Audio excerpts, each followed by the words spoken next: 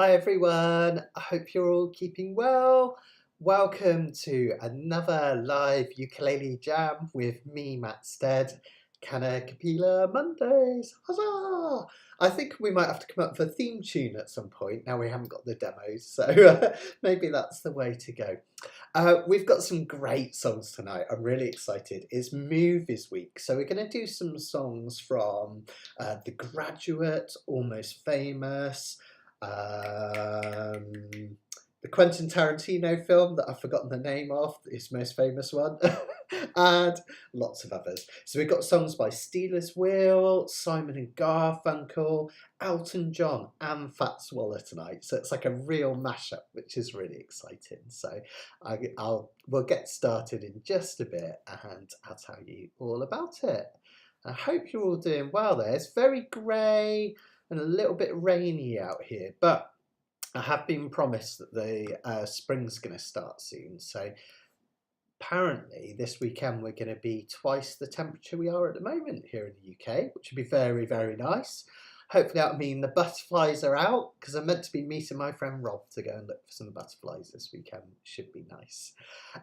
Just a reminder, whilst I'm saying hi to everyone, that we're off after that. I think I froze for a minute there, so just in case anyone missed, that's off this coming Monday and then back the week after. So, oh, cool, Stuck in the Middle was in Barbara's 100 Days project. Wow, great minds for that. Hope you're not sick of it. It's a good song, isn't it? So hopefully you'll be all right. Hi everyone, really good to see you. So, oh, sounds like you've been. Oh, that's all right, Mick. Hope it's all going well. Hope it's all going well. Hi Karen. Hi guys. There we go. Oh, sorry, Mick, I'm so sorry. I've just read your message properly. That's really awful. I'm so sorry for your loss, and hopefully we can bring you a bit of welcome distraction tonight. So really, really sorry to hear that. But it's good to have you back. Okay then, folks. Let's have a look at our first sheets then. So we're going to do, it's just come to me, Reservoir Dogs was the film I was trying to think of in a minute, and that's the film that our first piece is from. I'm not a massive Quentin Tarantino fan. I'm actually with Karen on this, who did the fascinating facts in the back, and she says that she's not the biggest fan of the violence of it. But the song is magnificent, isn't it? We've got a great song by Jerry Rafferty of Steelers Wheel. We're going to do Stuck in the Middle of With You, which is an absolute classic. And some great facts in Karen's fascinating facts in the back, actually, because she mentioned that Reservoir Dogs was the famous scene from it was influenced by Clockwork Orange, which, a good bit of pop fact, was filmed in the library that I used to work at. There used to be a cinema at the back of the library, and we used to hire it out for events, and that's where the famous scene where he has those kind of things put in his eyes in Clockwork Orange was filmed. So there you go, bit of pop trivia. So let's have a look at the first one. This one's in a key of D. We don't actually play that many songs in the key of D, perhaps because there's a couple of sharps in it, and it can be quite an awkward one to play in. This one is really nice and simple though.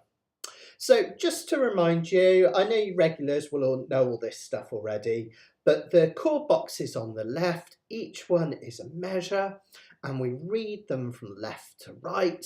So for instance, here we have a D major chord, which is the 1 chord, because it's the first in the key of D, for 4 measures. So literally, we're just going to strum this calypso strum, this first one, just to get us going. That's down, down, up, down, down, up, down, up, down, down, up, down, down, up, down, up, like that, right? So if you prefer it phonetically, think walk, running, and running, walk, running, and running, walk, running, and running. Yeah, lime and coconut's a great one, Mick. I love that. Totally. Okay, so the first line of this, we would have basically 4 measures of D, the 1 chord setting our scene, setting us off on the journey, and if you're not sure, D major, just 3 fingers in a row, all on the 2nd fret on your G, C and E strings. 1, 2, 3, 4, 2, 3, have something kind of quite unusual here. We have the G chord, D, E, F sharp, G. Now the chord, get my words out, G7 tends to be played as the 5 chord in the key of C, and it's almost like acting like a 5 chord, providing some tension because it's got that dominant 7th quality to it. But in D, it's actually the 4 chord. But it makes sense if you think about it, because we often talk about that 4 chord as providing change, and that's what we've got here. We've got a little bit of change from the D chord down here at G7. 1, 2, 3, 4. And we're back to D again. So that's nice and simple. It's this bit here. 1, 2, 3, 4. I don't know why I came here tonight. I've got a feeling that something ain't right. G7. I'm so scared in case I fall off my chair. D. And I'm wondering how I get down the stairs. Then we come to our chorus, and this is where we do have the 5 chord, which creates a sense of tension. D, E, F sharp, G, A in the key of D. And A major kind of looks like an F chord. We've just moved that one up. So we've got that one for a measure. Clouds to the left of me. Then we have the flatted 7th chord. Now, in the key of D, the 7th chord should be a C sharp. Don't sweat the theory if it's all a bit much at the moment. Just learn how to play it and have loads of fun. But if you're into your theory, the 7th in the key of D should be a C sharp. So we call this a flatted 7 because it's a C rather than a C sharp. And that flatted 7 is used to create a sort of a sense of grittiness. It's used a lot in indie music and rock and roll and kind of heavy music as well. And it does just create a little bit of grittiness. Before we go to the 4 chord again, just plays as a bog standard G, which then takes us back to 1. So this is our clowns to the left of me, jokers to the right. Here I am, stuck in the middle with you. So notice we've got half a bar of C and half of G. So you count this as A for 4, 1, 2, 3, 4, C for 2, 1, 2, G for 2, and then back to D for 2 lots of 4. Clowns to the left of me, jokers to the right. Here I am, stuck in the middle with you. All right? Yeah, cool, nice and simple that. That G to C might take a bit of practice, but you'll get it. You'll get it with a little bit of practice. Then we have another kind of verse, which can also be thought of as the bridge. Let's call it the bridge, okay? And that starts with that 4 chord played as a G7 again. That's the G7 down here, creating that sense of change. Remember, whenever we go to a new section, it tends to be either the 4 chord, which we've got here, the relative minor, which is the 6 chord, or the 5 chord. So we've got the 4 chord here. And this is our bit where we do, when you started off with nothing and you're proud that you're a self-made man. Go back to the 1 chord, feel that tension and release. And your friends, they come a crawling, slap you on the back and say, please. Then we want the tension of the 5 chord, and here we have a really brilliant chord, an A minor add 11. So an A minor normally looks like this, right? Just that 2nd fret of the G string. Now the 11th note in the key of A for A minor is this high D note up here. You can get away with just doing a normal A minor, but if you can stretch that pinky right up to the 5th, it adds a really nice quality. And you might think, add 11, how are there 11 notes in the scale? But you have to kind of count as if you've gone out of one scale, up an octave and into the other. I'll show you what I mean. A, B, C, D, E, F, G, A, B, C, that's 10, D, 11. So you kind of count up. On a piano, that would be you'd stretch right out for that high D, but we can do it here. We're going right up to a high D here. So we have got a proper true A minor add 11. Let me play that section for you so you can get a feel. 1, 2, 3, 4. You started off with nothing and you brought that you're a self-made man. And your friends they come all crying and slap you on the back and say, please, please.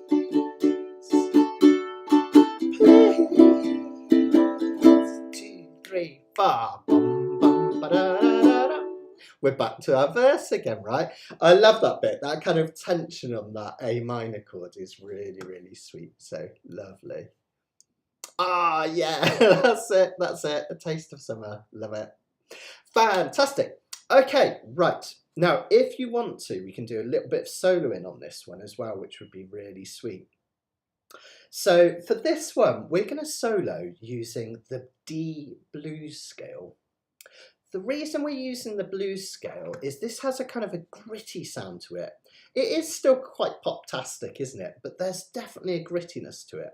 And in songs that have that kind of rock and roll quality, that gritty quality, sometimes it's really nice to add a blues scale as opposed to a normal scale. A blues scale, if you're interested, again, don't sweat the theory if it's too much, but a blues scale is a minor pentatonic, and we've learned how to do those before, with a flatted fifth added. So let's have a look at a D minor pentatonic.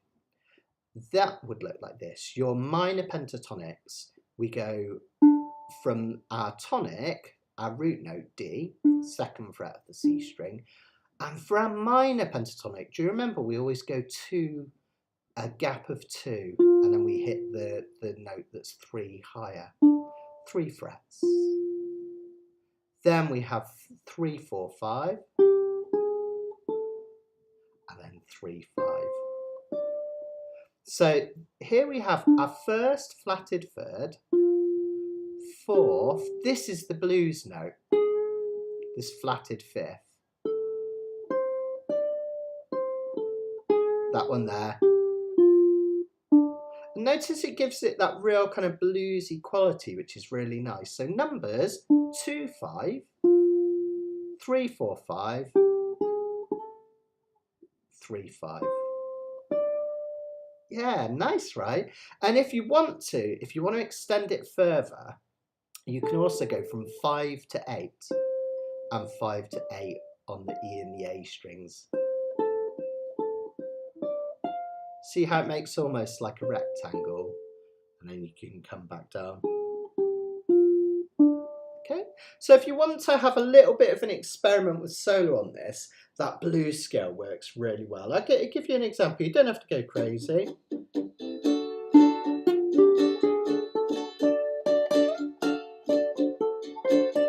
Even if I just do a few notes.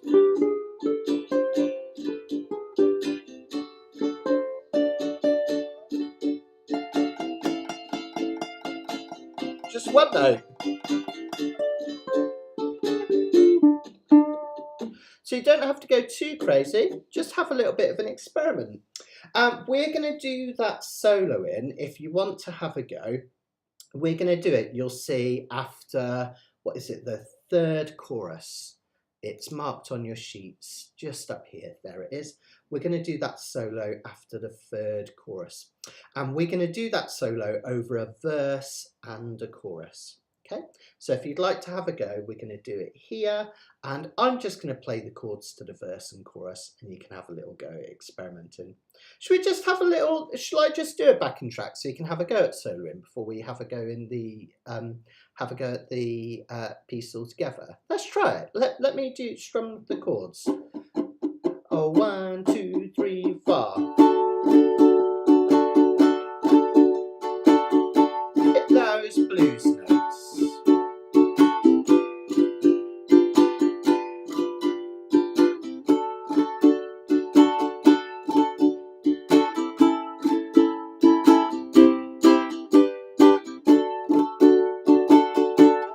Okay, nice. Right, so you've had a chance to have just a little short practice.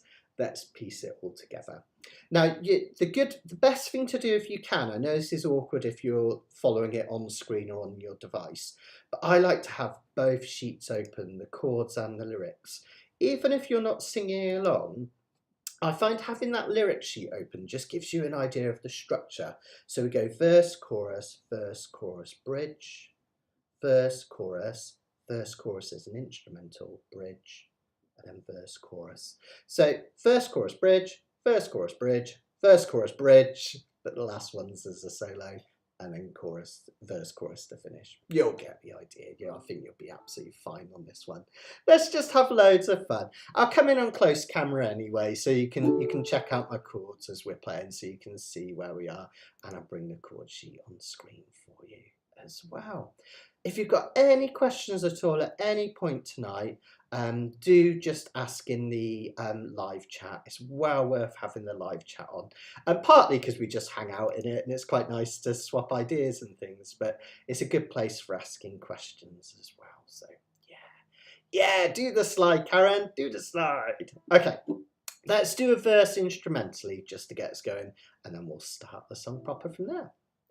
1, 2, 3, 4.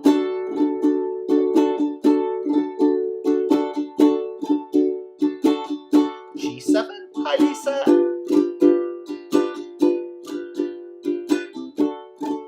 Okay, here we go. Well, I don't know why I came here tonight. I've got a feeling that something ain't right. I'm so scared in case I fall off my chair, and I'm wondering how I'll get down the stairs. Clowns to the left of me, jokers to the right. Here I am, stuck in the middle with you. First, I'm stuck in the middle with you, and I'm wondering what it is I should do. It's so hard to keep the smile from my face, losing control and I'm all over the place. Clowns to the left of me, jokers to the right. Here I am, stuck in the middle with you. When you started off with nothing and you're proud that you're a self-made man, and your friends they come and claw and slap you on the back and say, please,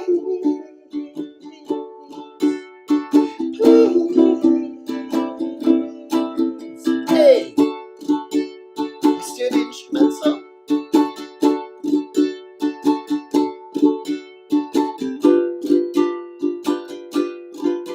Okay, now the proper verse. Here we go. I'm trying to make some sense of it all, but I can see it makes no sense at all. Is it cool to go to sleep on the floor? 'Cause I don't think I can take anymore. Clowns to the left of me, jokers to the right. Here I am, stuck in the middle with you. Take the solo. If you're strumming, just keep strumming with me on a verse.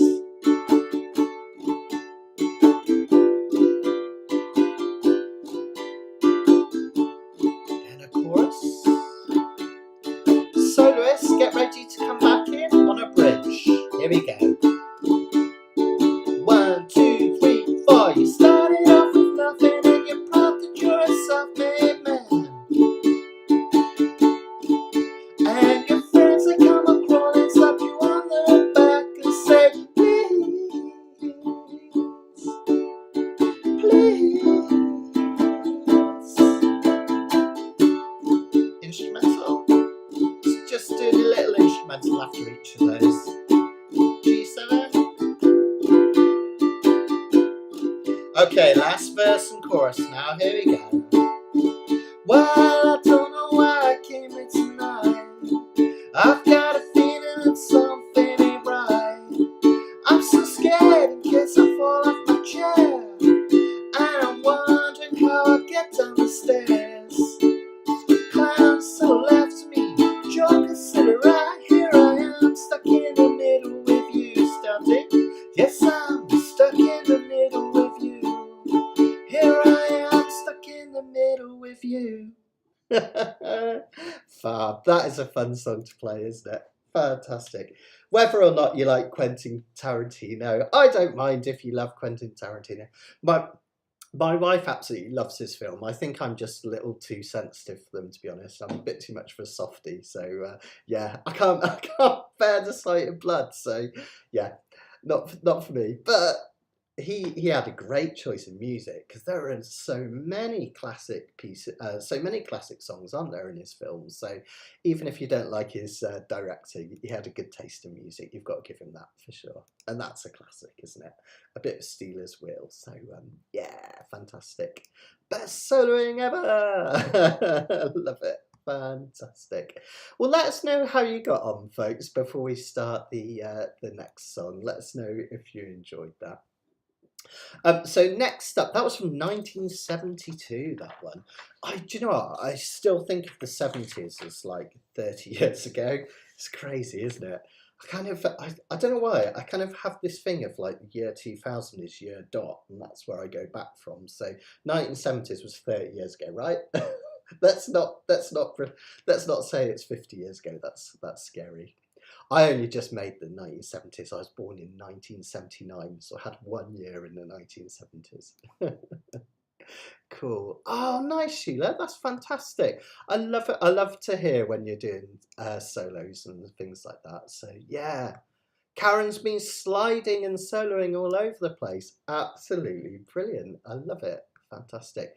And a bit of chucking as well. Nice one, Karen. I love it. That's absolutely fantastic. Oh, how brilliant, guys. Love it. Karen says the 1970s were yesterday. Love it. Okay then, guys. Next up, we're going to go and do an absolute classic bit of Simon and Garfunkel. Funny enough, I'm talking about kind of growing up in certain time periods. I guess the 1990s were like my formative years. Those were my teenage years. And the Lemonheads, I don't know if you remember, they did a very famous cover of this, didn't they? Kind of about twice as fast as the original, but really, really fun. I think that's probably what introduced me to Simon and Garfunkel. So it's great when you hear these things off other acts, isn't it? So this one's from 1967. So we are going back to before I was born, before the 70s. We're from the film, obviously, The Graduate with Mrs. Robinson, and even if you weren't around then, I'm sure we've all watched the film, haven't we? Absolute classic. Apparently, as Karen says in a fascinating fact, that the director actually asked Simon and Garfunkel if they would write this specific feel of a song for a car chase, for the car chase in the film. So I didn't actually realise that they kind of, that they were that involved in the songwriting. So that's quite interesting. Thank you, as always, to Karen for her fascinating facts in the back and her help with the sheets, and Indrani too, and Esther's amazing artwork and all of her hard work on the sheets, doing the beautiful tables and everything as well. We've got one of Esther's drawings on there. Isn't that brilliant, Simon and Garfunkel? There's another one later on that won't spoil the surprise, and it did make me laugh out loud in a good way, Esther, so thank you. Fabulous. So yeah, this one's from the film The Graduate. Now, in terms of the strumming, this one we're going to do exactly the same thing. In fact, you know how we normally mix up the strumming quite a lot in Kanikapila? I'm always trying to give you different strum patterns, whether it be simple ones like straight eights or calypso or that island strum. Well, pretty much all of them tonight use this calypso or down, down, up, down, up strum. Now, that's not me being boring. It just fits the rhythm of the pieces. The reason it's so common for this to happen is it's probably the most common guitar strum, particularly if you're strumming an acoustic guitar. And of course, Simon and Garfunkel would have played acoustic. So a lot of these songs were influenced by the original feel on guitar, and that's why we've got these strum patterns. So just a reminder, that's down, down, up, down, up, walk, running, and running, walk, running, and running. Bum, bum, bum, bum, bum, bum. We call it the calypso strum because that drum beat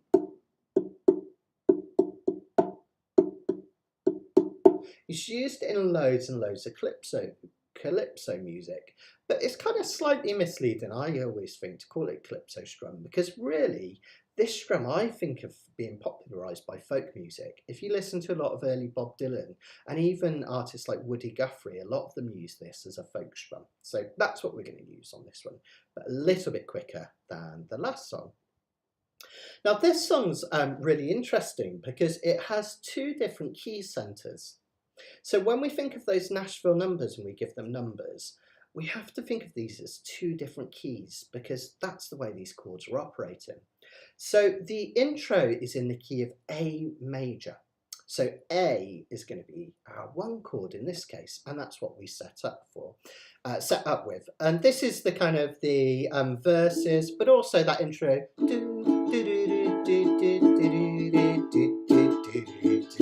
If you like your do's and does, okay? So we have two measures of A,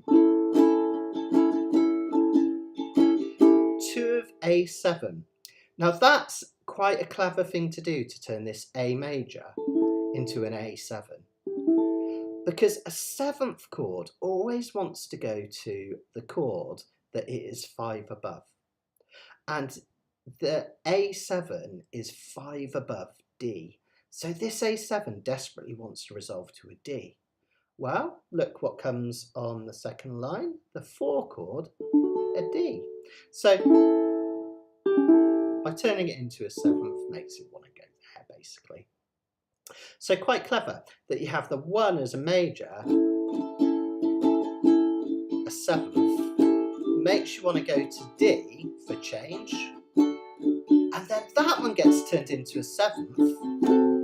What chord is D 5 above? Well, if we count upwards, I find it easier to count up. G, A, B, C, D. D is 5 above G. G, A, B, C, D. So a D7 really wants to go to a G chord.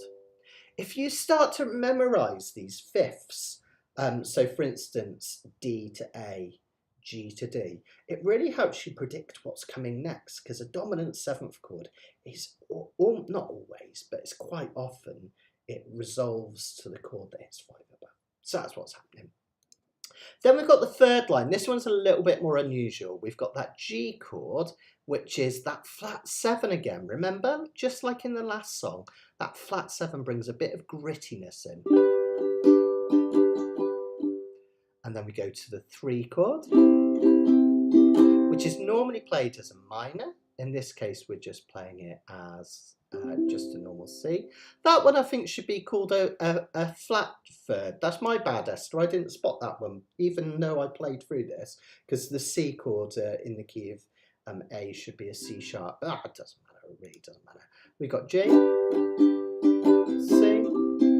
Now we have this quick 6-3, F, C. We do it quite quick. F, C, 1, 2, 1, 2. And then the D minor at the end for a touch of melancholy. Okay.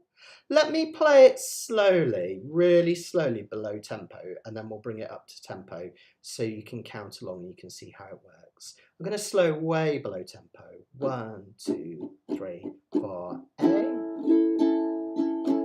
2, A7, 2, D,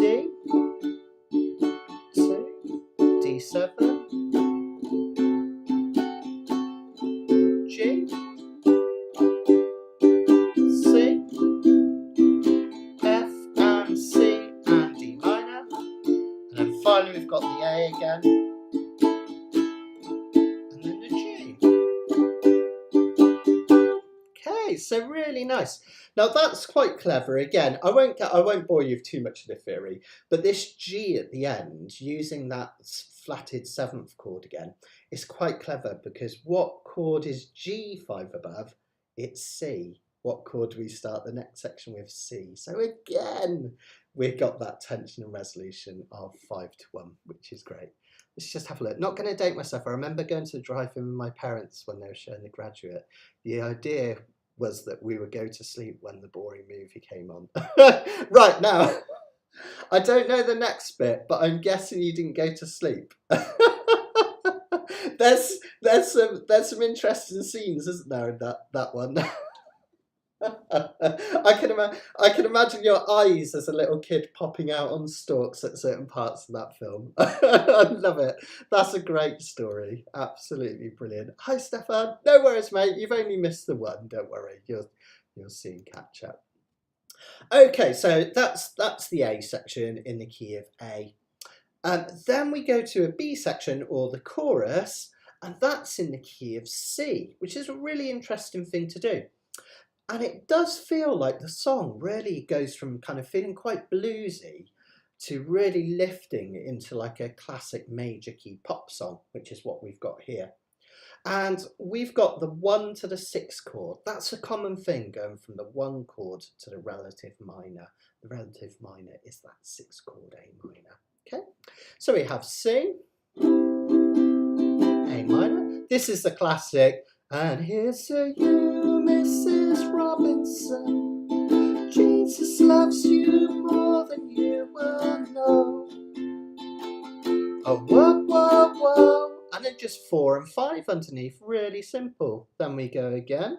God bless you, please, Mrs. Robinson. Heaven holds a place for those who pray. Hey, hey, hey. Hey, hey, hey. Now, as soon as you hit that A major chord at the end, really you're back in the key of A. That sets you up for going back to another verse with that A major. So really kind of interesting, this one. We call it modulation when we go from one key to another key in a section. Sometimes it'll be marked on the treble clef. It'll actually have the new key signature. Sometimes it's not, and you just have to work out that what's going on there. That really made me giggle a little bit. Oh man. Okay. So that's basically it in terms of structure. It's either a verse or a chorus, and it just goes through like that, round and round. Now, if we're going to solo in this one, we're going to have to be quite creative about it, because we've got 2 different keys and 2 different feels. Now, because the first section is in the key of A, but it has almost like a bluesy feel to it, or a rock and roll feel to it. I think it does anyway. Whenever you have lots of dominant 7th chords, that's a hint that we're going towards the blues or rock and roll feel. So let's do some blues soloing over this one. Now, if you haven't already, you can download for free my scales and reference sheets. Don't go away and do it now. I'll bring them on the screen just to give you an idea of what they look like. But it's really helpful to have them for each week handy. You'll find the links in the description and in the comments at the top. It looks something like this. And if you've got it on an iPad or something like that, it's actually interactive. So those blue links you can actually click. And you can see there we've got different blues scales. And on page 18, I'm going to really quickly whiz through. We've got the A blues, F sharp minor.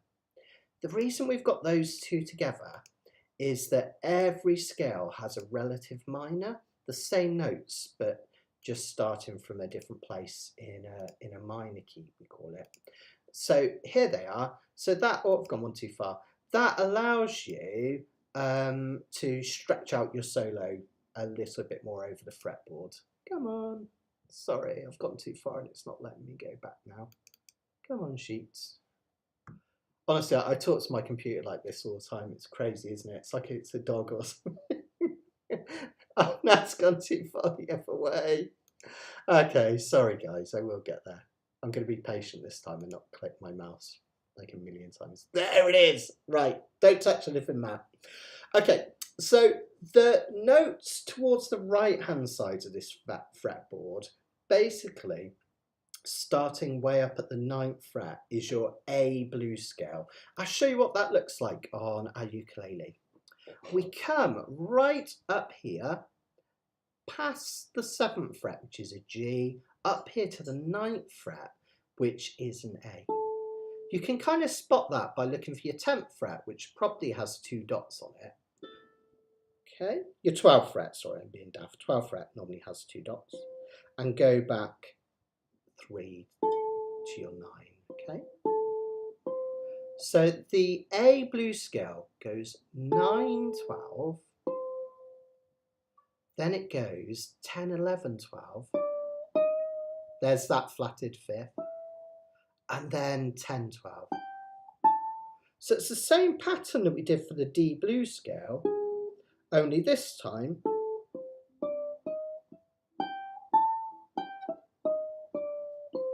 we're way up here at 9. Now the only problem with that is we're quite high up here, so it's slightly awkward to do. We could also play that lower down here, kind of playing these notes, kind of playing high, lower down here, but you lose the shape then. But another cool thing is, if we use the F sharp minor, the relative minor, we can get a really cool blues scale in F sharp minor which works. That goes from the 6th fret of the C string, then we go up to 9, and then we have 7, 8, 9, and 7, 9. So you can either think of it as one massive scale or two separate ones that you can noodle in as well. So yeah, that's interesting. Yeah, every uke's slightly different, Rebecca. Sometimes if you've got a lot of open chords in low G, you can get a bit of booming. Sometimes when you're really strumming away, it kind of booms away a little bit, those low G. So it could be that. All right, but those are the scales. If you want to have a go at soloing the bits that are in the key of A, you would use that. Now remember, the trick for when we go to the section that's in C, we can use our C major A minor pentatonic. That's really easy. That's all of your dots on your A string. So open A, 3rd fret, 5th fret, 7th fret, 10th fret, and so on and so forth. Literally all your dots on your A string is your A minor pentatonic, which is the same as your C major pentatonic. So when we get to the chorus bits, you're going to use that pentatonic. And changing between those two scales is really, really sweet because you get the feel of that kind of bluesiness and then going to the poppiness. See if you can spot it. I'll try doing a backing track. You can kind of have a listen.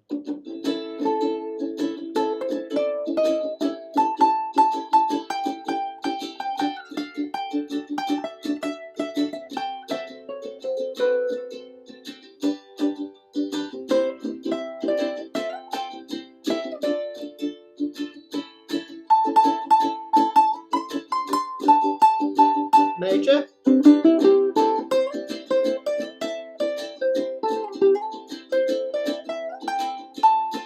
See how it's suddenly pop-tastic?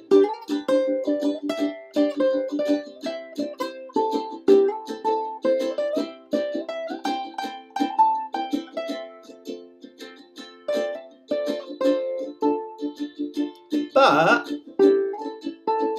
I have to watch that last bit because it goes back to A. So just be a little bit careful. I realised that I was on the wrong camera, so you probably couldn't see half of what I was doing. And I hit a load of bum notes in the A blues scale because I was so high up anyway. But you get the idea. So muck about in the blues on the A section and then go to C after that. Hi Fran, I hope you're keeping well. I hope you're doing good. You've only missed the first song, so don't worry. Still got 3 to come if you're up for it. All right, let's give it a go. Now, this one is well out of my comfort zone in terms of the vocals, but I'll give it my best. So, as always, apologies if I offend any neighbours, family, pets, or if any of your windows smash when I try and sing this, because I've got to go really low or really high. All right, let's give it a go then. Have loads and loads of fun. If you have any questions or anything, let me know afterwards. And yeah, let's have a go. Now this one, let's do the intro. We're going to do the same as the verse. So I'm going to do one of those verses instrumentally, and then I'm going to do it again as the proper verse. All right, let's give it a go. And you can do with me if you want. 1, 2, 1, 2, 3, 4.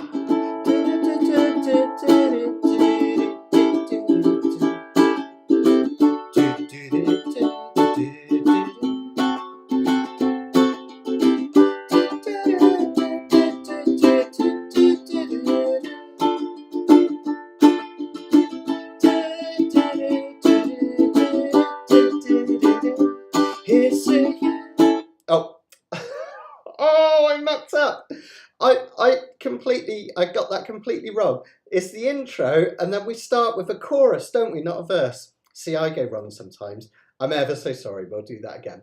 This bit, and then we're actually going to start with a chorus. Oh, I've gone bright red. What a wally. Let's try it again. 1, 2, 3, 4.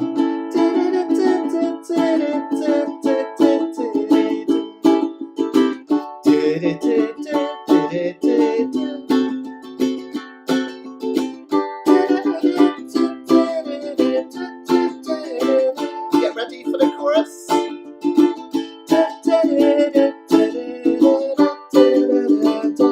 Here's to you, Mrs. Robinson. Jesus loves you more than you will know. Whoa, whoa, whoa. God bless you, please, Mrs. Robinson. Heaven holds a place for those who pray. Hey, hey, hey. Hey, hey, hey. Here comes our verse. We'd like to know a little bit about you for our files. We'd like to help you learn to help yourself. Look around you, all you see are sympathetic eyes. Stroll around the grounds until you feel at home. Here's to you, Mrs. Robinson. Jesus loves you more than you will know. Oh, whoa, whoa, whoa. God bless you, please, Mrs. Robinson. Heaven holds a place for those who pray. Hey, hey, hey. Hey, hey, hey. Back to another verse. Hide it in a hiding place where no one ever goes. Put it in your pantry with your cupcakes. It's a little secret, just a Robinson's affair. Most of all, you've got to hide it from the kids. Give it you, Mrs. Robinson. Jesus loves you more than you will know. Whoa, whoa, whoa. God bless you, please, Mrs. Robinson. Heaven holds a place for those who pray. Hey, hey, hey. Hey, hey, hey. Okay, now take an instrumental. 1, 2, 3, 4. Just strum with me if you're not sure.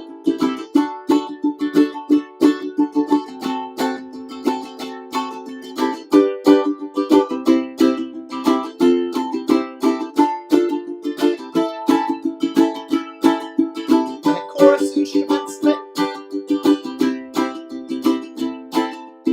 Hit those A minor pentatonics.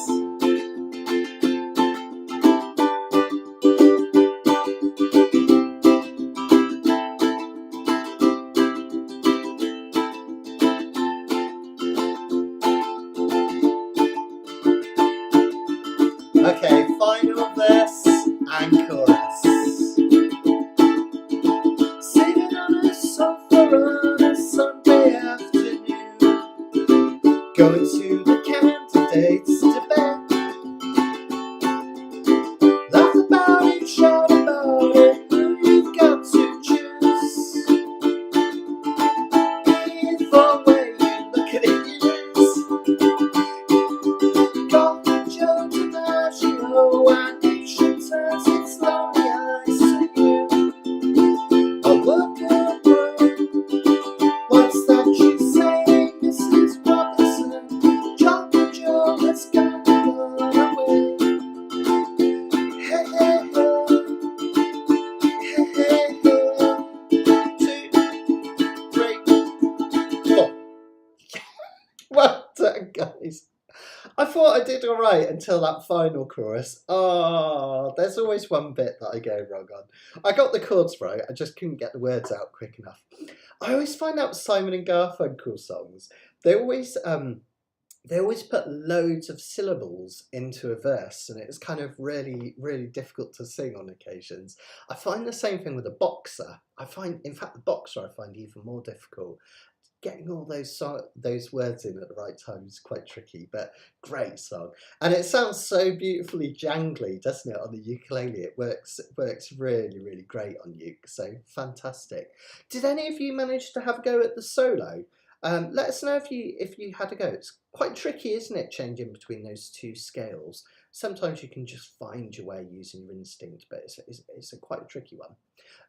As I say, I messed up when I was showing you those scales, so it is quite tough, but great when you get it, which is fabulous.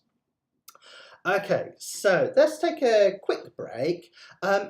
Let me tell you about a couple of things in the back. So as well as all of your song sheets, in the back of every single one, we've got some brilliant, fascinating facts. And I think every week Karen goes more and more into these because there's so many details, and I love it. It's like having a mini biopic of each of the songs, and I really appreciate it, Karen. I really enjoy reading through these. There's the one that made me laugh. So these two are two characters from the British TV show The Detectorists, which is one that is probably might even be my favourite British comedy of all time. It's such a beautiful, warm, wonderful comedy set in the English countryside, set in the rolling fields of Surrey. And it's all about these metal detectorists,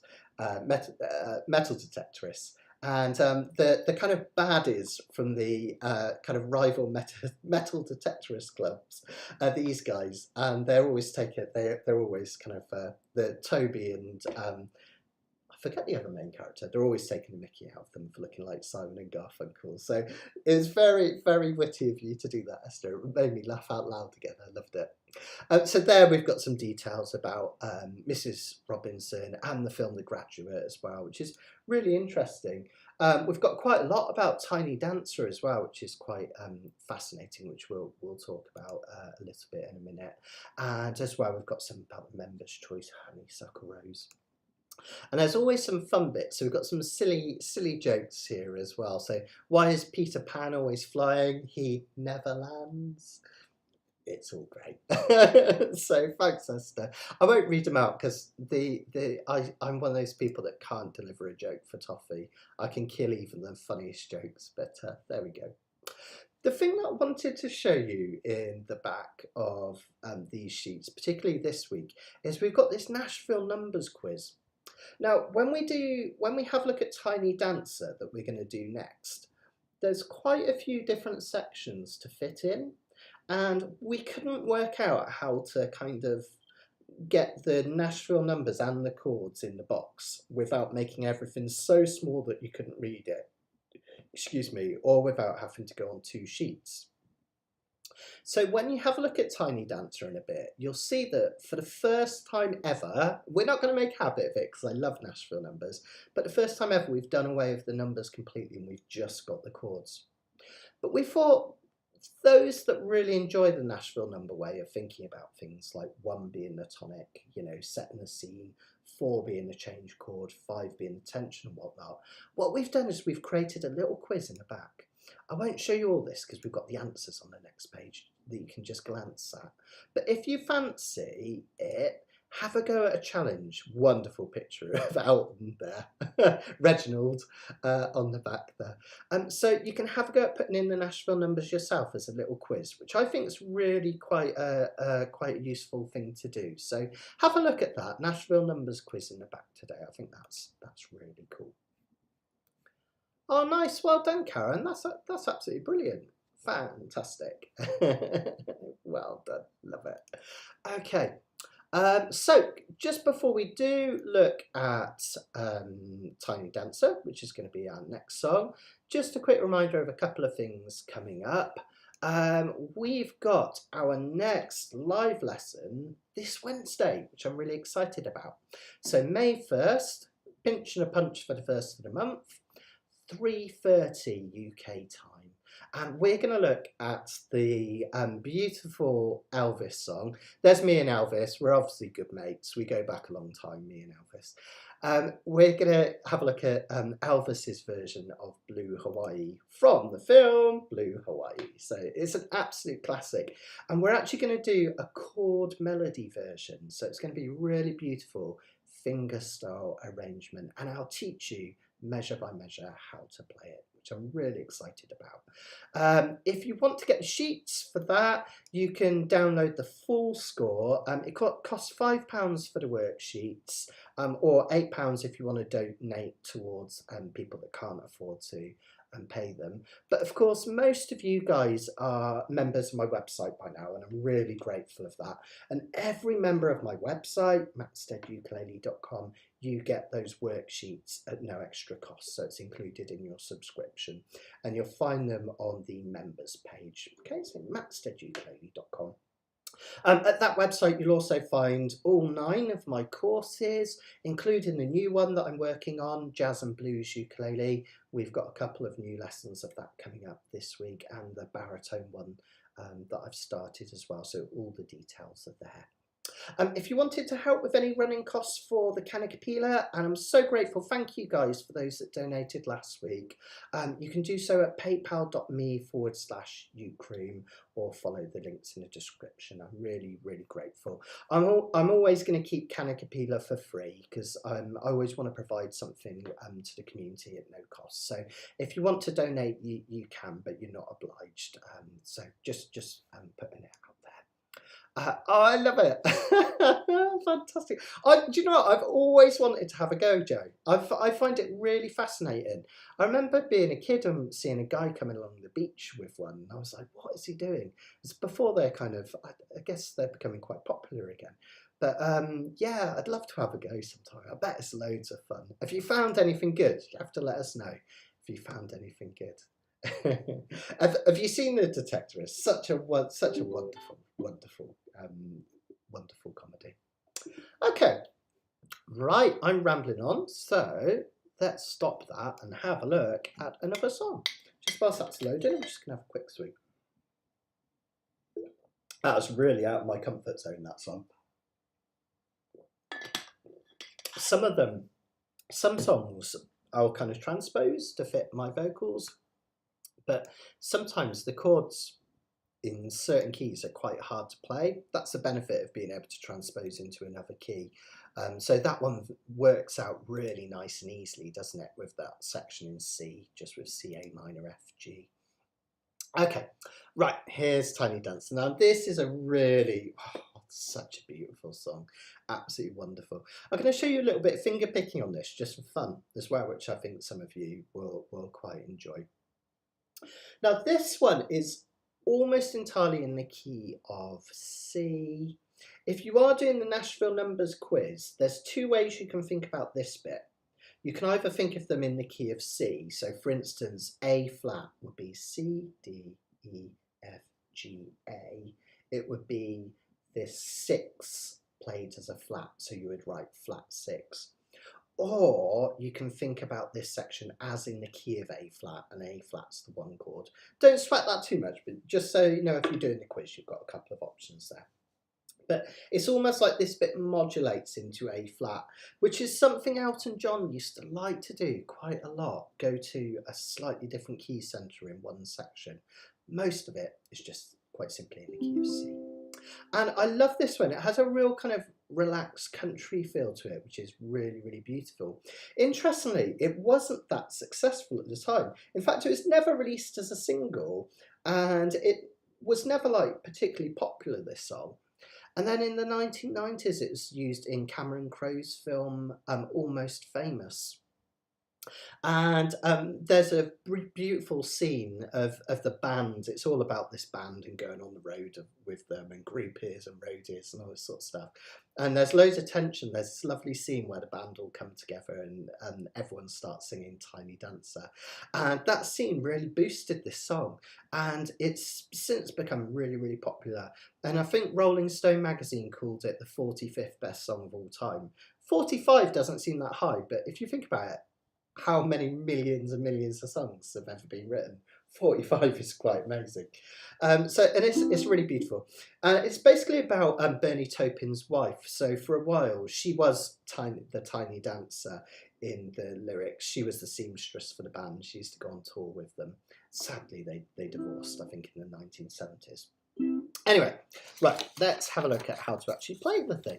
So this one, we've just got really simple chords in most of the sections. You just need to follow them along quite religiously. So we start with the 1 chord, C, and then we go to the 4 chord, C, D, E, F, just for a little bit of change. Remember, we think of that 4 chord as change. That's all right, Charlene. Still got 2 songs to go, and they're crackers actually, so you might enjoy it. Okay, now there's a cool thing you can do on this. You can just play C to F. Again, just a slow calypso strum now, just like that, and that's the same as the start of the verse. Blue jean baby, LA lady. Okay, really nice and simple. If you want to, on the interludes, you can add a couple of melody notes. This high E and this high D. And then when you go to the F, add this little finger. I'll show you what I mean.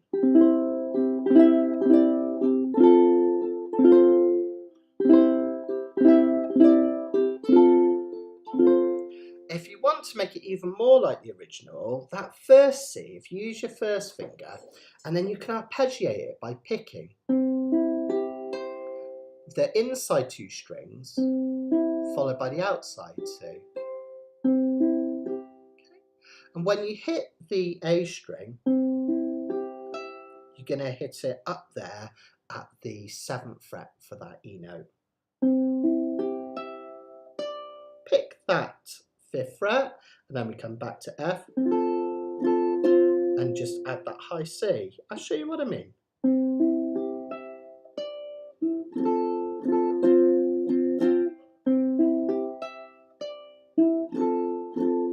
Really pretty. Now you don't have to do that, it just sounds lovely as like a little interlude.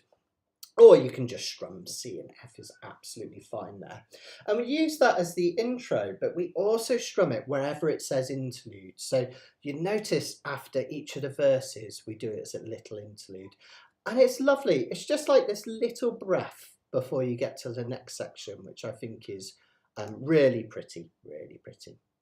Let's have a look at the verse. Now notice, just like a lot of classic folk songs, we just go between the 1 and 4 chord, which is a really, really simple thing to do, C and F. Occasionally we have the 5 chord coming in, which is G, C, D, E, F, G. But notice it's only there for 1 beat, just very, very quickly. So the verses will have 2 measures of C, 1 measure of C, 1 measure of F to start off with.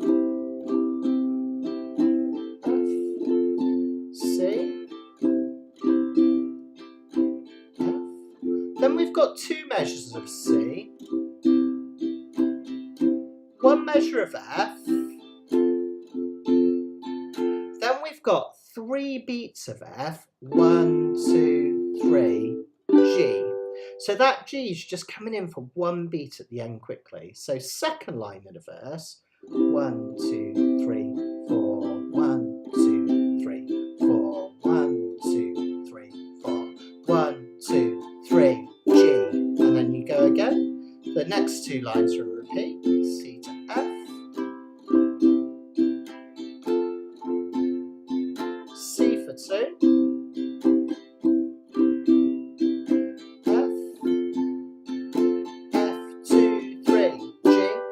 that's working? Yeah, lovely.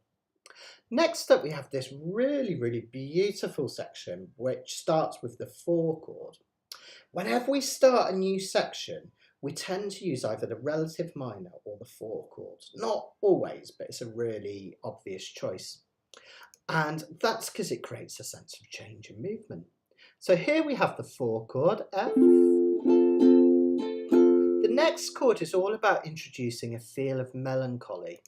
Remember, in any key, the 3 chord, C, D, E in this case, is played as a minor, and it's the saddest of all the chords.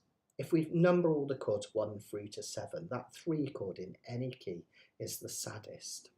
And it takes away a little bit of the melancholy by, rather than doing traditional E minor 7, it's not quite as sad sounding. It looks kind of like, you can think of it 2 ways. Think of it either like an E7 without this finger, or you can think of it looking like a G chord without that finger. And you can play it either. You can do it like that, or I like to use my middle 2. So F, E minor 7, A minor 7, just no fingers at all. And then the 2 chord played as a D. D minor 7, just like a D minor, which is like an F chord with this one added. And you can get away with just a normal D minor. But if you want to turn it into a minor 7, just that little finger down there. Isn't that beautiful? E7, A minor 7 is all fingers off. G. Okay. So that bit will sound like this, really, really beautiful. Where are I? Yeah, so. Ballerina, you must have seen her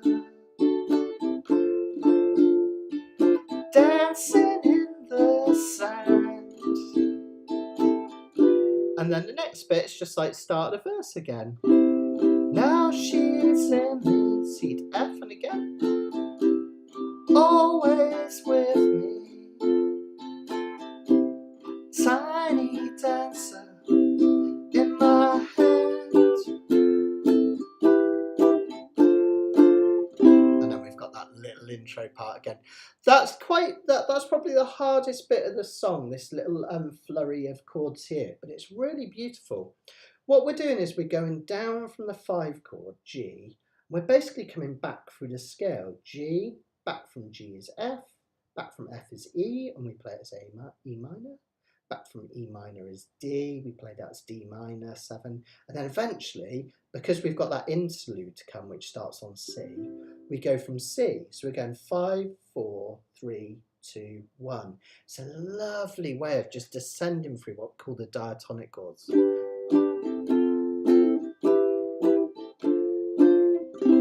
Isn't that great? What a beautiful little kind of flurry of chords. Absolutely beautiful. Okay, so that's your verses. They're quite long. You can see why we did away with the Nashville numbers to fit it all on. There's quite a lot. Then we've got this pre-chorus. This only comes up twice in the song, and it is quite tricky, but I'm going to show you an easy way to do a couple of these chords. I'll show you the kind of the full way first. So the pre-chorus, we've got this A flat chord. Now the only well, there's lots of different ways you can play it, but the most obvious way of playing this A flat is to take an F shape, but use your middle 2 fingers, not these 2 as you would normally, these middle 2 here. Take that F shape and move it up a fret, and if you were to bar that first fret, we've taken an F and we've turned it into an F sharp, which can also be called G flat. If we take it up further, 1 further, we have another version of G, and 1 further gives you A flat. That's the shape. Okay, quite a tricky one. Okay, so that's your A flat. It's like an F chord, F, G flat, G, A flat. Okay. Now, if you really struggle with that, what you can do is just do a normal G shape. Take it up a fret, so you're on 3 and 4. Just avoid hitting this G string. So you'll just strum those bottom 3. You can use your thumb, okay, just to make sure you don't hit that top one. Okay. Then we've got a B flat. Remember this one, try and keep this wrist as straight as possible and get those fingers at a diagonal to make it as comfortable as possible. If you really struggle with that, you could just do this G minor 7 shape and strum the bottom 3 again. G minor looks like an F7 move down. Just use the dots on your sheet to help you. and then and you can strum all four on that one, and C minor 7 just looks C minor, sorry, not C minor 7, just bar the bottom 3 strings of the 3rd fret. Okay, so that is this bit here. Oh, how it feels. Sorry, I'll do that again. 2, 3, bar. But oh, how it feels so real, lying here with no one near. Then we go back to A flat. Remember, you can do this one if it's easier. And only you can hear me. Then we've got B diminished. When I say softly, G7, slowly. Now, some of your sheets, it depends when you downloaded these. I think unless you're a proper eager beaver, most of you will have the proper B diminished on there. For some reason, I wrote the wrong one. I put B flat diminished chord in. It is a B diminished, and whenever I say diminished, see that little circle that stands for a diminished chord. It's the 7th chord in the key of C. Now, the version you should be playing is this one, 1, 2, 1, 2. The easiest way to think about it is like a G7 with your last 3 fingers. So not like this, try using these 3 fingers. And then we just cover that one up there. So 1, 2, 1, 2. Okay, you can leave this bit out if you really struggle with it. And when it goes to G7, just take that one away. Okay, so that one to that one. All right. I'll do that section in slow motion. Oh, how it feels so real, lying here with no one near, only you, and you can hear me when I say softly, slowly. Okay, that's the hardest bit in the whole song. In fact, it's the hardest thing we'll do tonight. That's really tricky. If you want to do the easier versions, it will look like this. Oh, how it feels so real, lying here with no one here, and only you, and you can hear me. Just do G7. I say softly, slowly. Okay, so you have got options if you find that too tricky. And then finally, we relax into the main chorus, which is actually easy peasy lemon squeezy. That's just an F chord, the 4 chord, to C. Hold me closer, tiny dancer, to D minor. 1, 2, 3, C. Count the headlights on the highway. And we do it again. Lay me down in sheets of linen. 1, 2, 3, C. Had a busy day today. In fact, we go around 4 times for that chorus. It's really, really long, interestingly, but really, really beautiful. That's it. Now there is an instrumental, but notice that it's just F to G and then the interlude. The interlude was this lovely. Or just C to F. Okay. But we've just got that quick instrumental of F to G before it, and that's it. So I'm not going to worry about doing solos. If you're really into solos and you want to have a go on that bit, you can use the key of C major, the scale of C major, or A minor pentatonic. Either of those will be absolutely fine. But you don't really have time for a solo, so I wouldn't worry about doing one unless you desperately want to. And notice the structure. It looks complex, but once you get into it, you just got to follow it through in order, basically. Interlude just means C to F. Verse, interlude, pre-chorus, chorus, and then we've got that instrumental, and then an interlude, verse, interlude, pre-chorus, chorus. It's quite convoluted, but I think once you get the hang of it, you'll be fine. The whole thing basically just repeats itself. The second half of the song is the same as the first half. In fact, interestingly, they didn't even bother to write any extra lyrics for it. The whole of the second half of the song just repeats the first half, but why not? It's beautiful. It's absolutely beautiful. Okay, let's give it a go. Let's just give it our best. See if you can follow it along with me, and then I'll take any questions after that, and we'll have a look at our last song. Our last song is like a 3-chord wonder. You'll be fine with that. Okay, here we go. From the top, then. Let me just take a quick swig. Sorry, guys. Before we get started, this one's quite hard to sing as well, but I really love it. So I'm going to give it my best. I'll come in on close, Cam.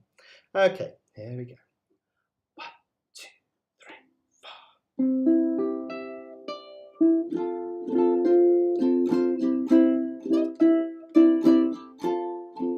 Here we go. Blue Jean Babe. Oh, sorry, I'm going to do that again. I want to get it right. 2, 3, 4.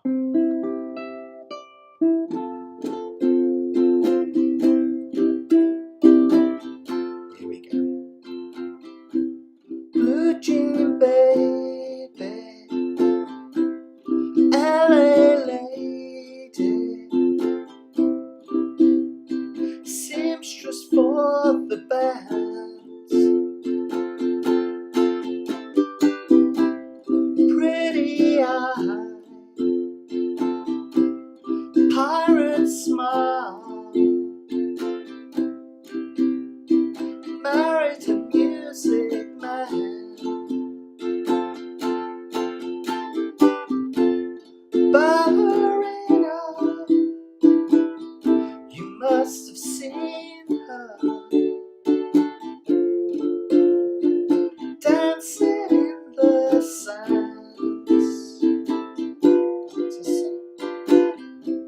Now she's in me, always with me, tiny dancer in my hand.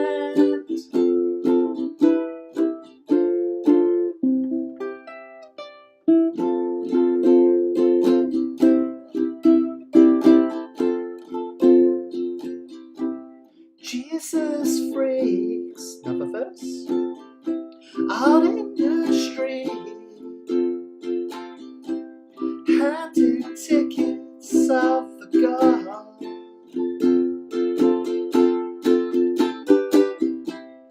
Turning back, she just laughs. The boulevard is not that bad. Piano man, he makes his stand in the auditorium.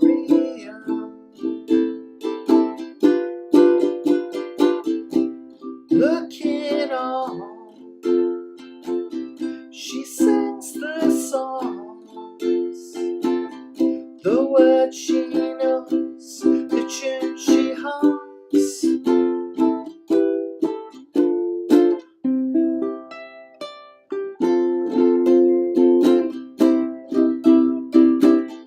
Pre-chorus.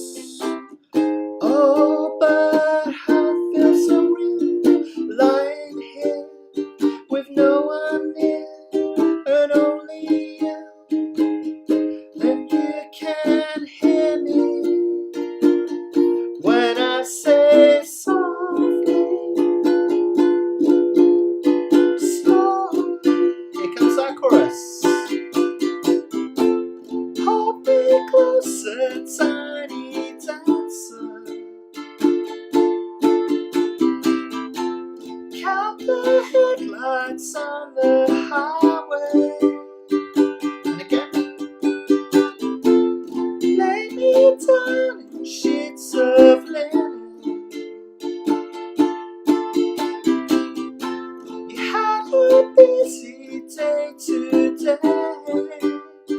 Another chorus.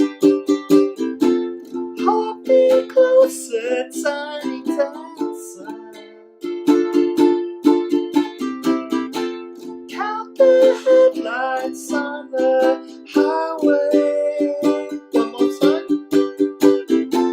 Lay me down in sheets of linen. You had a busy day today. Instrumental F to G, F, G, and our interlude.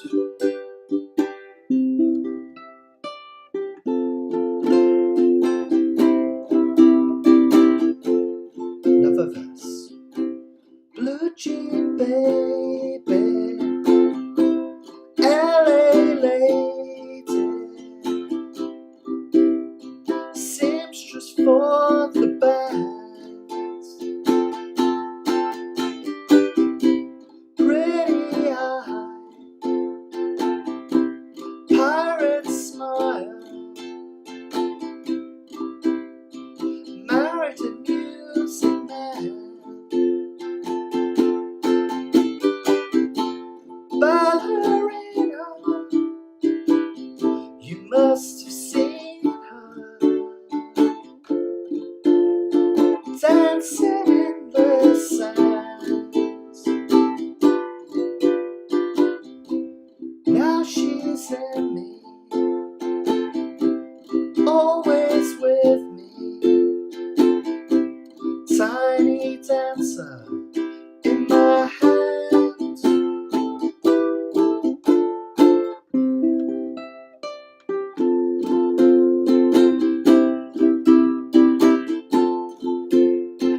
Oh, how it feels so real, lying here with no one near, only you, and you can hear me when I say softly,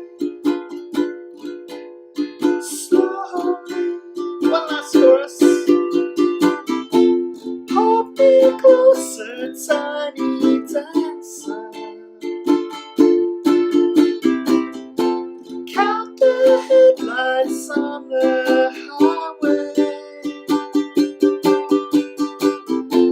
Lay me down in sheets of linen. It's been a busy day today. Yeah. Hold me closer, tiny dancer.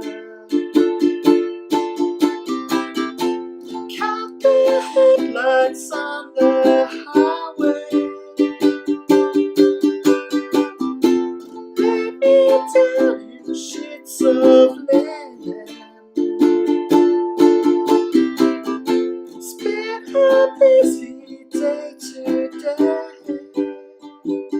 Instrumental and G.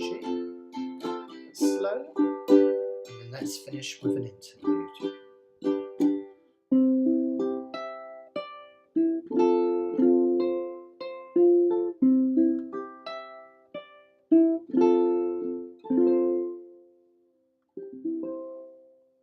Yeah, beautiful.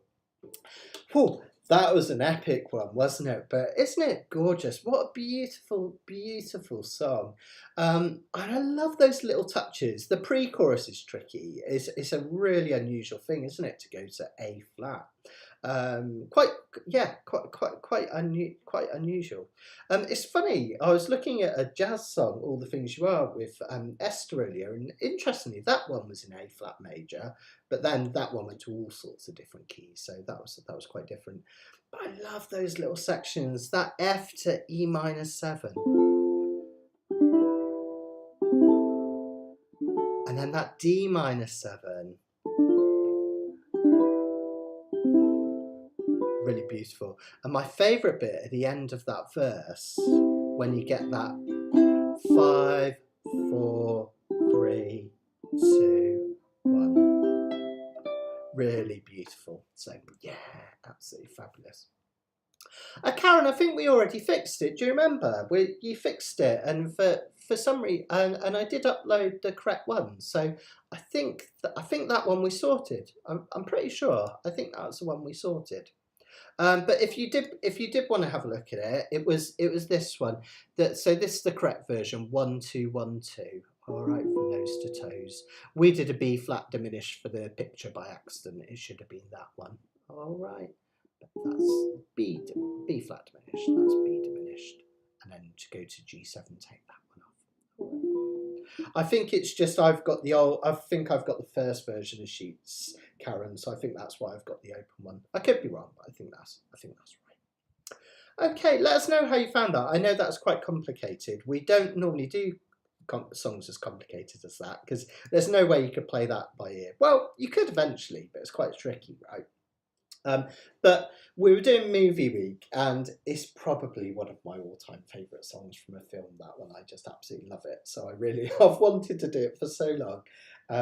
There's a lovely version of it being played in the piano room that Elton John just recorded, just him on piano at the BBC, and they played it on the radio a few months ago, and it just really affected me. It's just really, really beautiful. So yeah, fantastic.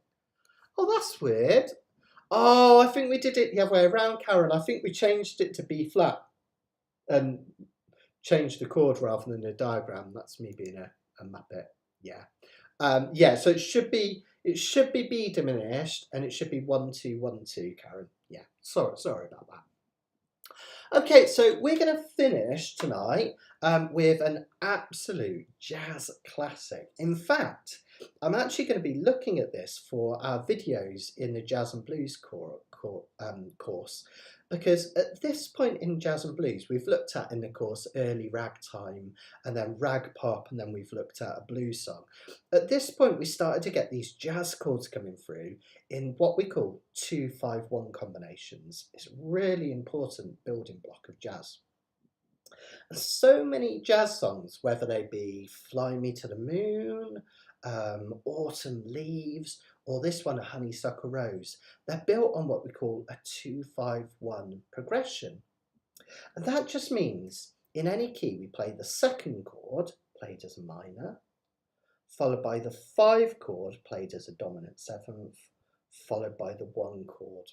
And that's one of the most common chord progressions of all jazz music. And that's what we've got going on here. In fact, this one's quite interesting because it goes 2-5, 2-5, 2-5, 2-5, 1. It's like it hints that it's going to go to that 1 chord, and it never does. Well, it does, but after 5 measures. Thank you. Yeah, thank you. Cool. I love that, Jenny. Thanks. So that's what we've got going on here. Basically, is 2-5-1. Interestingly, because it's so formulaic, that 2-5-2-5-2-5-1. Fats Waller originally thought this was a bit of a throwaway tune, and he wanted to do away with it. But his lyricist Andy Razaf made him finish it because he really liked it, and it went on to be like the biggest hit that Fats Waller ever had. So you've got to listen to your friends. Okay. Now, let's have a look at the chords for this one then. So we're in the key of F. So F is going to be our 1 chord. So we start with the 2 chord, which is G, F, G. And we play that as minor. Because we're playing jazz music, we're actually going to play it as a minor 7. And it's actually relatively easy to do. Just bar the bottom 2 of the 1st fret for your 1st finger and reach up and over with this 2nd finger. Then the 5 chord, F, G, A, B flat, C, is C. Totally agree, Jenny. Totally agree, 100%. And we're going to play that as a C7. So we have G minor 7, C7, 2, 5, 2, 5. Now notice up here we've got 3 blank boxes. That's because we repeat it 4 times. Basically, in effect, what we do is we just strum 2 G minor 7s, 2 C7s 4 times. I'll show you what I mean. G minor 7, C7, G minor 7, C7, G minor 7, C7, G minor 7, C7. All right. You can also, if you prefer, which I quite like to do sometimes, just to mix it up, you can even play C13, which is a glorious sounding chord, but really easy. It's just 3-2-0-0 from nose to toes. And it's quite easy to change from this G minor 7 to that one. You just pivot on this one. So if I want to do C13s, G minor 7, C13, G minor 7, C13, or C7, either's absolutely fine. That's your 2-5. And then at the start of the second line, it just resolves to an F, but we're going to play it as an F6. It's the same shape that we have for a D minor 7 in the last song. Now you could just play a plain old Jane vanilla F, we call it, in jazz, disrespectfully. You could just play a plain Jane vanilla F like that. Or you can add your little finger to this F like that. Or this is our F6, which I like at the end. Okay, that's our one. So ignoring these last 4 measures here, okay, we're going to do G minor 7, C7, G minor 7, C7, G minor 7, C7, G minor 7, C7, F6. And then we have one more G minor 7, C7. And we go back to F6 again. In effect, this is what's happening. 2, 5, 2, 5, 2, 5, 2, 5, 1, 2, 5, 1. And that's it. That's the majority of the tune, basically. Let me just get my lyrics so I can sing it for you. It'll sound like this. 2, 3, 4. Every honeybee fills with jealousy when they see you out with me. I don't blame them, goodness knows. Honeysuckle Rose. Okay. And you can do that for pretty much the whole thing. That's the A simplified version we just did there. If you want to get a really cool set of swinging jazz chords at the end, we can add another of those diminished chords in. This time it's at 2 and 3 like this. 2, 3, 2, 3. Think of it like you've just taken a G chord, like bog standard G major, and you've moved each of those 3 fingers up towards your nose, so up a string. And then you just fill in the gap down here on the 3rd fret of the A string with your little finger. That's that diminished.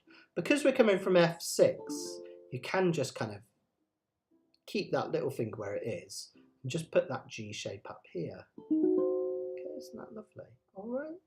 So you get this lovely F6, F sharp diminished, and then another G minor 7, and another C7. We call that a jazz turnaround. It sounds like this. Isn't that lovely? Really sweet. F6, diminished, G minor 7, C7. Now that's totally optional. You can put that in if you want to, or you can leave it out. It's absolutely fine what you want to do. If you are going to put it in, notice that we do that A section twice. Only ever do that on the first A section, because when we go to the B section, it doesn't work. We want that kind of just the second A, the simplified one, just to make it easier. I'll show you what I mean. All right, I'll keep that one up and I'll do the words for you. I'll do the first two verses. 1, 2, 3, 4. Oh, I'm on close cam again. Sorry, guys. 2, 3, 4. Every honeybee fills with jealousy when they see you out with me. I don't blame them, goodness knows.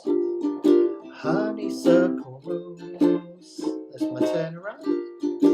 Then I do it again. When we're passing by, flash just droop and sigh, and I know the reason why. You're much sweeter, goodness knows. Honeysuckle Rose. Yeah, nice. Then we get to another classic jazz thing. This is really, really common. A 1, 4, 2, 5. Really common set of chords. If you're into your theory, it's like you're coming backwards around the circle of fifths a little bit. Don't sweat it too much. You can think of it as the first chord followed by the fourth, followed by the second, followed by the fifth. Notice they're all played as dominant sevens. That just means a normal seventh chord like C7, with the exception of the 4 chord, which is turned into a 6. And that's the same as G minor 7. Believe it or not, B flat 6, exactly the same shape as G minor 7. And this we just do 2 measures of each, like this. Don't buy sugar, just have to touch my cup. G7. You're my sugar, it's sweeter when you stir it up. Not too bad, right? F7. B flat 6. Notice this song, I'm just strumming up and down. No calypso, just up and down. And then C7. You can put a little pause in there if you want, or just keep strumming. All right. And that's basically it. We play A, A, B, A, A, B. And that's the whole song. It's that simple, okay? The first A in the second section, second time round, we play instrumentally. Now, this is a nice one to solo with. Because we're in a key of F, we can use the F major scale or the corresponding relative minor, which is D minor. Let me show you those. F major pentatonic is 5/7 from the C string. We almost always start on the C string because that's our lowest string on most ukes, unless you've got a low G. 5/7 on the C string. 5/8. 5/8.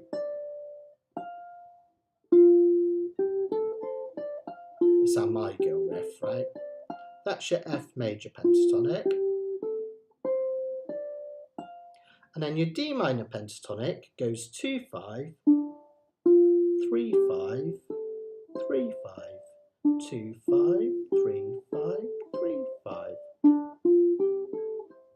Okay, and you can pair them up.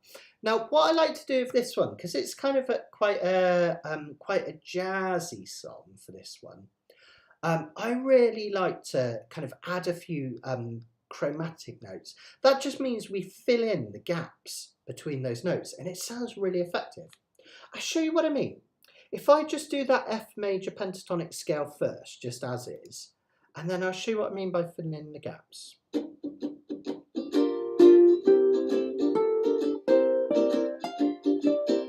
Just playing up and down it.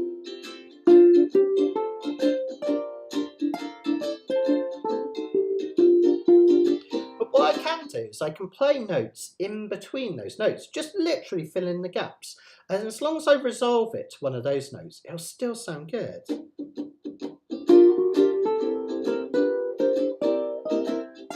I played every note.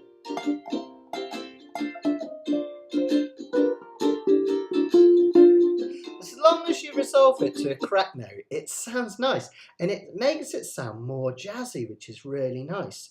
And then I'll do the same thing on the D minor pentatonic. I'll fill in some of the gaps on that.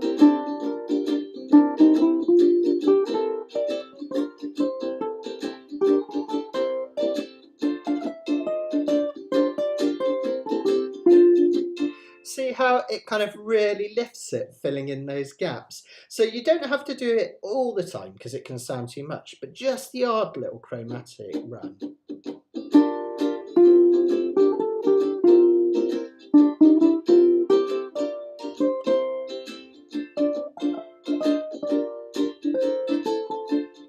See, I was just doing it a little bit.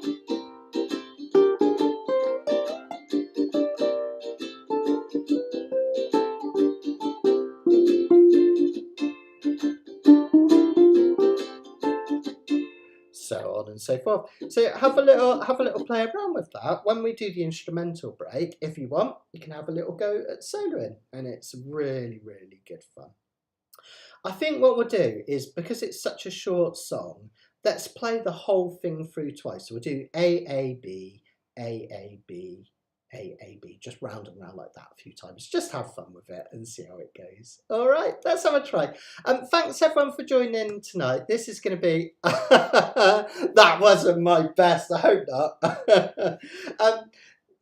I hope you've really enjoyed yourself tonight. Let us know at the end. I'll stick around for 10 minutes at the end just to see if we've got any questions or anything. But just want to say, just in case anyone's drifting off in the last song, thanks so much for joining me. I've really loved it again tonight.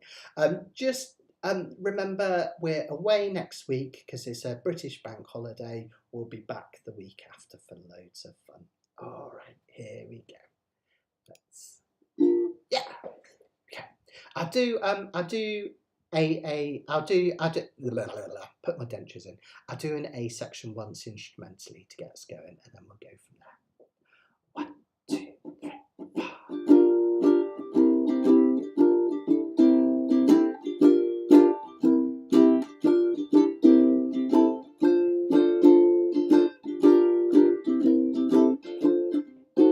Here we go. Every honeybee fills with jealousy when they see you out with me. I don't blame them, goodness knows you're my honeysuckle rose.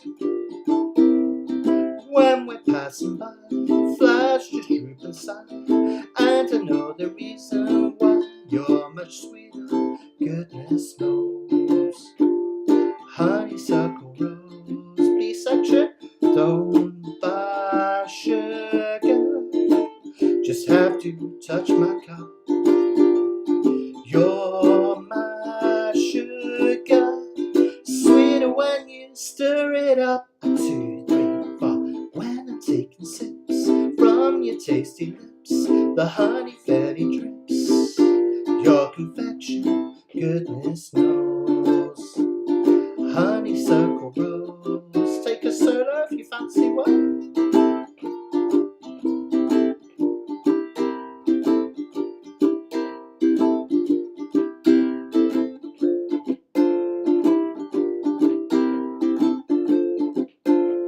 Oh, when I'm taking sips from the tasty lips, the honey fairly drips. Confection, goodness knows.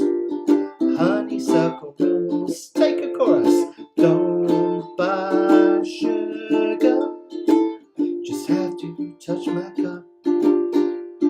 You're my sugar, sweeter when you stir it up. Back to the top.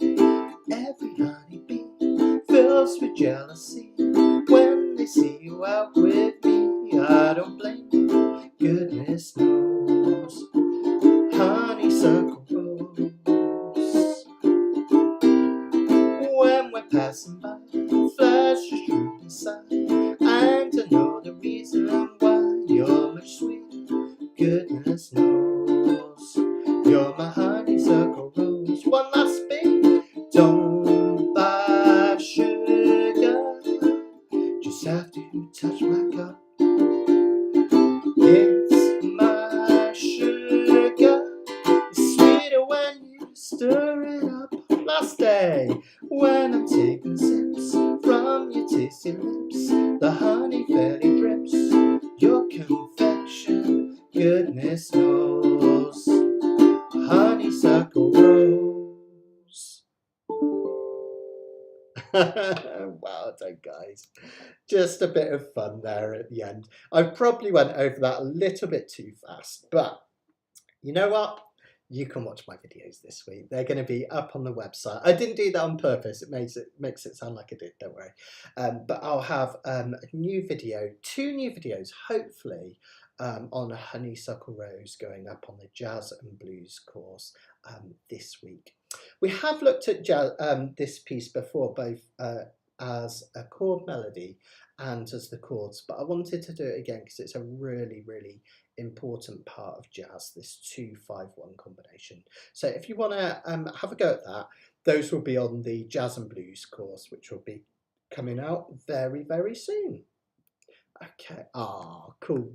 Yay, delightful. It's great, wasn't it? Thank you. thanks guys, much appreciated. I hope you guys have a wonderful week. Don't forget as well, we're not here next Monday, but we are back the Monday after that. And also, don't forget, if you can join me this Wednesday, if you can't make it live, you can always watch it back as many times as you like. Ah, thanks guys, that's really lovely. We've got my live lesson this Wednesday, 3:30 this Wednesday. I'll bring it up on screen in just a second. Let me just take these ones away. Fabulous. That's a real mix tonight, wasn't it? We've been doing lots of classic albums recently, which I really loved, and we will go back to classic albums soon. But I thought it'd be nice to just have a real mix of songs, just for a change, just to kind of mix it up a little bit.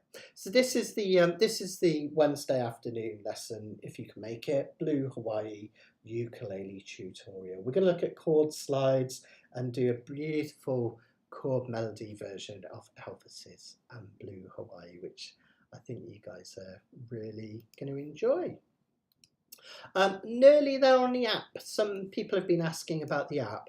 I have launched it on Apple already. So if you're an Apple user, if you've got an iPad or an iPhone, you can get it already, but hopefully it will be on Google soon. We're in the last bit of the Google review, and then hopefully it will be ready after that for rollout. So I'll be talking about that in a lot more detail soon. But I'll just give you a quick look at that if you're interested. So the app, it'll look something like this. This one down here, Matt Stead Ukulele, and it's got all of the courses in that you can take part in. Oh, I haven't got the internet on. Let me just put that on my phone as well. It's got all the courses that you can take part in. It's got the news as well. So, for instance, 2 new lessons up there, and you can actually take part in the courses on your phone. So, for instance, if I was doing fingerstyle ukulele, I haven't logged in and everything, but when you're logged in, you'll be able to actually track your progress where you got to at that specific moment in the course. It's taken a while to load, I think, because I'm streaming at the same time. But yeah, you can actually download the different videos. Yeah, it's not loading, I think, because I'm streaming, and take part in the actual courses. We've got the forum on there, so you can post on the forum and take part in that. You can go into the details of that, which is good. There's the event, so if you need to find out what's happening next, so there's our next live lesson, for instance, you go into it, and it actually even gives you like the live link, so you can follow the live link. Actually, I better not do that because it might take me to YouTube, but you can follow live link. And then here we've got some exciting things. We've got an online ukulele tuner, so you can actually tune your ukulele before you get started. It will listen to your ukulele, and you can tune it, which is quite cool. And then another thing you guys might like is it's got the chord finder, which has got all sorts of chords in it that you can look up. It'll look something like this. So for instance, if I wanted to know what a G major 7 looked like, I go G and I click on major 7. And there we go, and it gives you the different options, the different voicings up the fretboard as well, which can be really useful. So I think you might find that quite useful as well. So this will all be launching soon. It's completely free, the app. Oh, and you can ask me a question if you're a member. There's an Ask Matt thing on there where you can ask me a question straight away. I'm not logged in, so it's not going to let me do that at the moment. That's why it's not letting me do the courses as well, because I'm not logged in. I just realised. Duh. But yeah, loads of cool stuff later in the week. So hopefully that'll be ready soon. So thanks guys. Yay! It's a shame about the bank holidays because it feels like with my new internet connection and stuff, used to be really slow. We're kind of entering a golden era where it's not buffering and stuff, and we're doing some great songs. So yeah, but we'll be back the week after next, which will be fantastic, and I'm looking forward to that. I do miss it when I don't do Kanikapila. Even though it's quite a long day on a Monday, but you guys kind of keep me going. I absolutely love it, and I go home just like so full of adrenaline. It's really, really wonderful. So thanks, guys.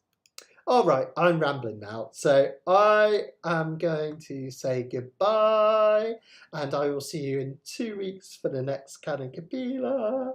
And hopefully I'll see some of you this Wednesday at the live lesson as well. Well, take care, everyone. Send in all my love. Happy Ukin, and we'll catch up soon. Bye.